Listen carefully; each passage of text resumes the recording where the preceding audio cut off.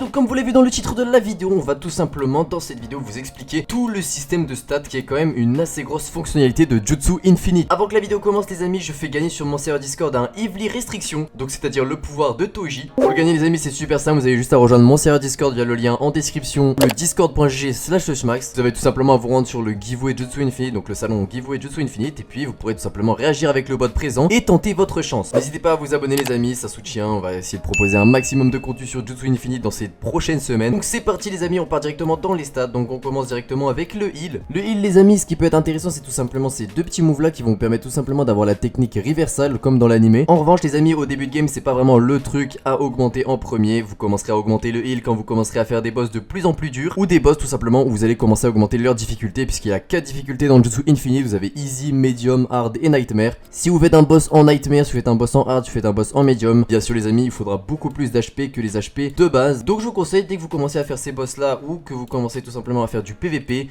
augmenter le heal, c'est important surtout pour ces deux petits moves là qui vont permettre tout simplement d'avoir une technique similaire à reversal. Ensuite les amis, focus c'est tout simplement pour les black flash. Vraiment ça moi c'est personnellement le truc que je upgrade le plus en ce moment. Vraiment vous avez plein de passifs à droite à gauche, comme ici ça va vous permettre au lieu d'avoir 3 black flash par défaut vous en avez 4 puis 5. Ici vous avez tout simplement des increase bonus black flash damage. Et puis voilà, donc vraiment le focus ça va tout simplement vous permettre déjà d'obtenir des petits passifs qui vont améliorer tout simplement le black flash et ses dégâts, et puis également du coup le nombre de black flash que vous allez avoir. Donc les amis moi je vous conseille dès que vous arrivez en jeu, dès que vous commencez à avoir vos premiers stat points, je vous conseille tout simplement de focus le focus. Petit jeu de mots, mais oui vraiment personnellement moi je pense que c'est vraiment le truc le plus pété actuellement, c'est vraiment les black flash. D'ailleurs dites-moi dans les commentaires si vous voulez tout simplement une vidéo où je vous montre tout simplement un build uniquement basé sur les black flash et sur ses damage, et je peux vous dire que c'est vraiment broken. On continue directement avec technique, donc ça les amis ça représente tout simplement les damage que vous allez faire avec vos innate power. Donc c'est toujours cool les amis, vous avez pas mal de petits passifs à droite à gauche comme divergent fils qui peut être intéressant, et puis bien sûr après les derniers skills etc. Je vous laisserai regarder de votre côté, mais en résumé technique c'est vraiment pour augmenter les damage de votre technique, et puis quelques passifs à droite à gauche sur du coup vos innate power. Personnellement c'est pas un truc que je vais focus pour le moment, je vais peut-être m'arrêter vers divergent fist, et puis après je verrai par la suite en attendant du coup de vraiment max le focus. Ensuite la strange les amis, alors vraiment pensez les amis à ne absolument pas prendre ces trucs là, les moves de strange, je pense que c'est vraiment pas le truc le plus rentable. Par contre vous pouvez toujours quand même augmenter les strange increase 1, 2, ça vous permet tout simplement de faire plus de dégâts sur vos M1, donc sur vos coups de poing. Après vous avez deux gros passifs ici, donc là c'est par exemple sur le rush, donc quand tout simplement vous rushez un ennemi via la touche E. Donc ouais les amis, la strange en résumé c'est tout simplement pour faire plus de dégâts sur vos M1. Vous avez quelques skills que personnellement je recommande pas de prendre, mais par contre c'est toujours cool quand même d'augmenter tout simplement sa strange pour tout simplement faire plus de dégâts sur ses M1. Et pour finir on a innate, bon innate y a rien de compliqué, c'est tout simplement votre mastery. Et au passage j'ai quelques petits trucs à unlock, mais voilà ici vous avez tout simplement du coup vos petites mastery à augmenter avec votre argent les amis. Au début de game votre argent c'est vraiment le truc qu'il faut utiliser pour la mastery, vous utilisez votre argent uniquement pour cela. Et puis je pense qu'on a fait le tour les amis, je résume, augmentez un maximum le focus. Une fois que vous pouvez commencer à augmenter un peu votre heal pour faire des boss de plus en plus durs, si jamais vous voyez que vous faites pas trop de dégâts sur vos innate power, en tout cas sur vos attaques de innate power, et tout simplement du coup augmenter la technique, aller jusqu'à divergent fist voire plus, tout dépend de vous, vous regardez de votre côté. Et pour finir la strange c'est toujours cool d'augmenter un peu pour faire un peu plus de dégâts sur ces M1. Aussi les amis, vu qu'on parle un peu des stats, pensez aussi quand vous farmez tout simplement des boss etc à utiliser la commande slash buff. C'est tout ça les amis, ça va utiliser comme vous pouvez le voir plein de petits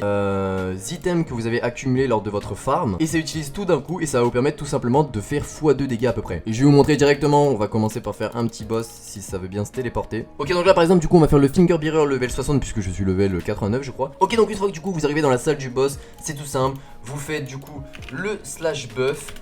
Donc c'est parti, on va directement le fight, et là vous verrez normalement que mes dégâts vont vraiment être full boostés. Hop là, on lui met, vraiment vous spammez juste vos attaques. Vous allez voir qu'il a 7000 HP et que si j'utilisais pas tout simplement ce slash buff et donc mes items de buff, je ferais pas du tout les mêmes dégâts. Donc là on le rush.